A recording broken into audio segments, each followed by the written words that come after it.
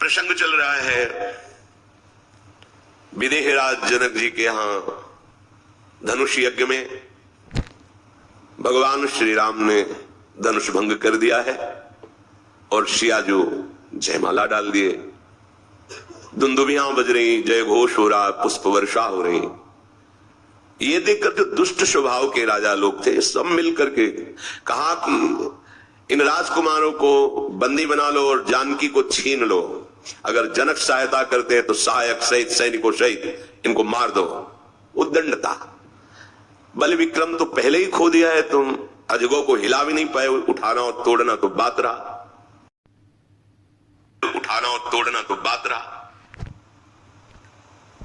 पर मूर्खता ऐसी होती है कि वो विचार नहीं करने देती। विवेक ऐसा होता है, विचार करता है। जो विवेकवान राजा थे उनका तुम लोगों ने विचार नहीं किया कि तुम कितने बड़े बलवान हो, अब मूर्खता पूर्ण बर्ताव कर रहे हो। अरे अपने नेत्रों का लाभ लो, श्रीराम जी के इस रूप का दर्शन करके जीवन को सफल करो। पर वो कहां मानने वाले थे, वो दुष्टता दिखाते हुए कवच बांधे, ढाल तलवार धनुष बाण, कोई कोई सब अपने अस्त्र लेकर मंच पर आ गए। सदानंद जी ने इशारा किया, सखियां सिया जी को एकांत में ले गई।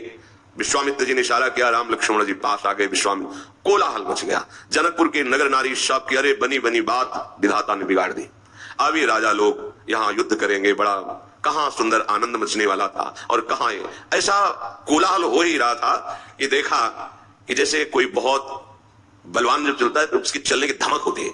फिर ये तो भगवान के अवतार है, पृथ्वी धमक से हिल रही थी जिनके, सब सावधा, कौन कहां से आ रहा है। तो शाम ने देखा, गौर शरीर भूति भल भ्राजा, भाल विशाल त्रिपुंड विराजा, शीस जटा शशि बदन सुहावा, ऋषि बस कछुक अरुण होइयावा। गौरांग बदन है और उस पर भस्म लगी हुई, विशाल भाल पर त्रिपुंड है और विकराल स्वरूप, टेढ़ी भवें, लाल नेत्र।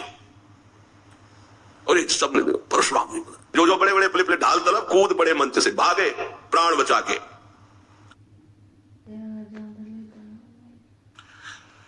भगवान परशुराम जी का आगमन हुआ।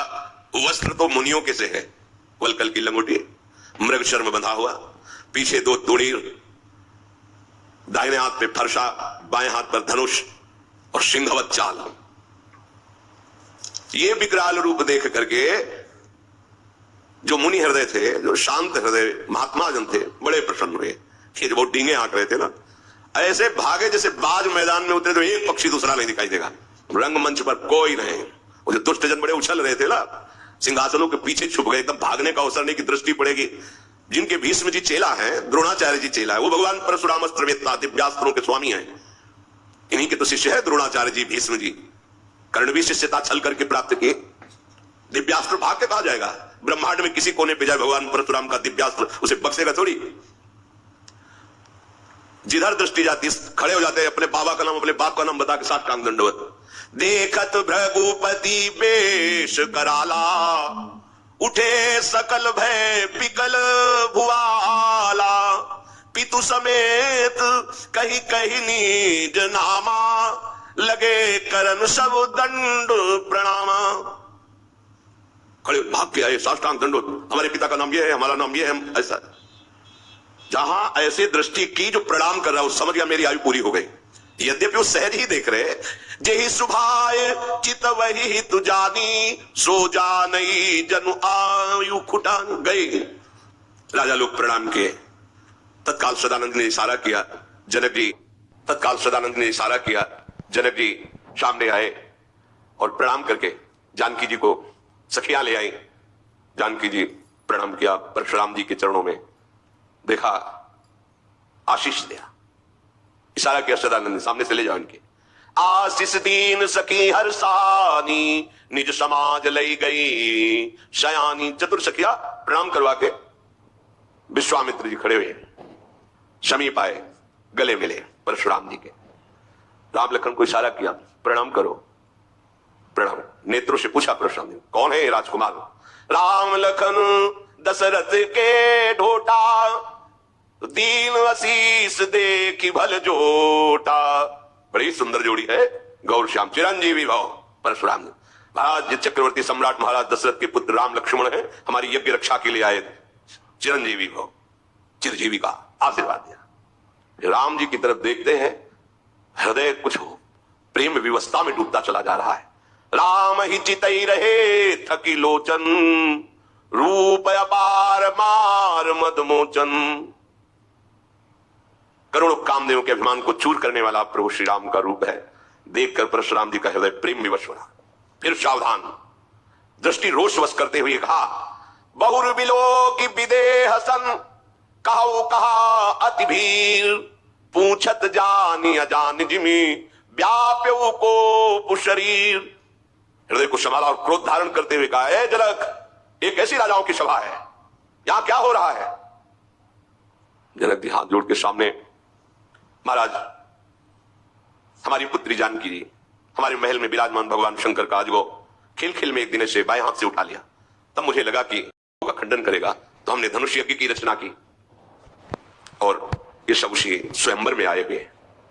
दृष्टि घुमाई, देखा अजगो जो हमारे आराध्य देव का है वो खंडित ऐसे जमीन में पड़ा हुआ है। अत्यंत क्रोध में भर गए और कहा, तू बड़ा ज्ञानी बनता है लेकिन मैं तुझे मूर्ख कहता हूं।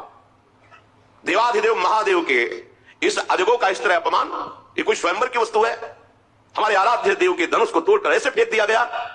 तू शीघ्र बता किसने धनुष तोड़ा है, नहीं तो पूरे राज्य का तेरे विनाश कर दूंगा।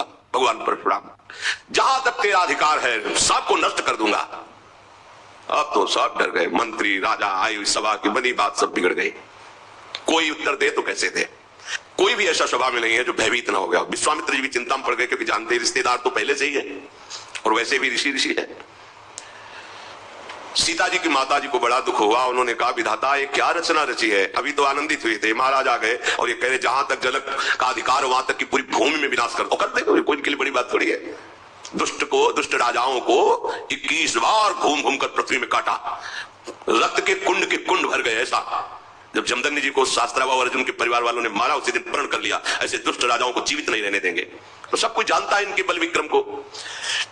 परशुराम जी का वो भयंकर रूप और वो वचन सुनकर सिया जी भी डर गए। एक एक पलक झपकने का समय कल्पों के समान लगने लगा। जनक जी भयभीत, पूरी नगर की प्रजा भयभीत, जनक जी की पत्नी भयभीत, सिया जी भयभीत। भगवान श्री राम ने देखा तो सबको निर्भय करने वाले प्रभु उठे, सहज में उठे। ना कोई हर्ष है, ना कोई शोक है, ना कोई भय है। हाथ जोड़ा, कहा, प्रभु आप जानना चाहते हो कि धनुष किसने भंग किया? तो नाथ शंभु धनु भंजनिहारा, होई क्यों एक दास तुम्हारा, आयशु का कही किन मोही, सुनि रिसाई बोले मुनि को ही। भगवान श्री राम खड़े हुए, देखा कोई बोल ही नहीं रहा, सब भयभीत हो रहे। हाथ जोड़ा और कहा, हे नाथ, भगवान शिव के धनुष का भंजन करने वाला कोई और नहीं, आपका कोई दास ही होगा। आज्ञा कीजिए, मैं आपकी सेवा में उपस्थित हूं। ये सुनकर परशुराम जी बहुत क्रोधित हो गए। उनका सेवक होगा मेरे आराध्य देव का धनुष भंग करेगा? अरे सेवक वो होता है जो स्वामी को प्रसन्न करे सेवा के द्वारा, सेवकाई करे। ये तो दुश्मन का काम किया है, वो मेरा सेवक हो सकता है? जिसने भगवान शंकर के धनुष को तोड़ा है, शास्त्रावा वो अर्जुन के समान मेरा वो दुश्मन है। सामने उपस्थित हो, नहीं पूरी सभा को काट डालेंगे। सो बिलगाई बिहाई समाजा, न तुम्हारे जय है सब राजा। सब राजा लोग उसे बाहर कर दे या वो स्वयं बाहर होकर आ जाए, नहीं पूरी सभा मारी जाएगी। भगवान तो हाथ जोड़े खड़े हैं। लक्ष्मण जी उछल पड़े, विश्वामित्र जी के बगल में बैठे हुए थे, आए और कहा, महाराज एक धनुष पे इतनी गुस्सा की जाती? हमने तो सैकड़ों धनुष तोड़े बाल्यावस्था में, जहां खींचते थे टूट जाता था। कभी आप नहीं आए गुस्सा करने के लिए? इस धनुष में क्या खास बात है जो आप इतना उछल रहे, क्रोध कर रहे और सब मारे जाएंगे, सब मारे जाएंगे?